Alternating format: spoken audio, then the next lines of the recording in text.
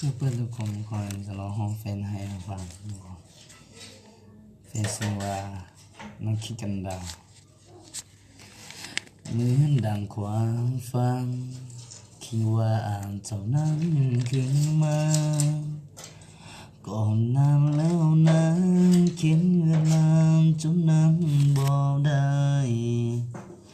เกือบเป็นเรื่องราวกันละครั้งหนึ่งในใจแต่บอกเคยเปลี่ยนใจยังอยู่ในใจเรื่อยมา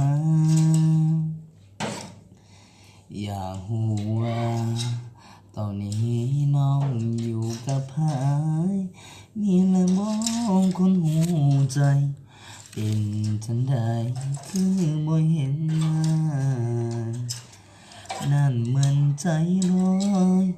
คิดหอของหลังผ่านมาเมื่อเขาเฮานั่งสบตาสัญญาว่าจะห่างกันอ้ายอยู่ทางนี้ยังคิดฮอดทุกเวลาแน่ดาวอยู่ฟ้าเมื่อได้สบตาน้องหลังทางนั้นนี่เสียงฝันฮอให้หันจะคิดฮอกันเบื้องฟ้าตาหน้าทุกวันนอนน่าสิ่งคือกันบ่นอก็ไม่เสียเท่าโหกันข่าวปินดาวดวงนั้นสัญญาใจเลยถึงกินตังไอ้นั้นบ่ได้คิดต่อ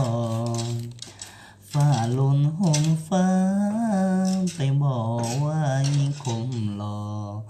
ห่างได้ยินก็สวยตีต่อส่งข่าวได้บอกอ้ายกี่ฮอนอจบแล้วครับ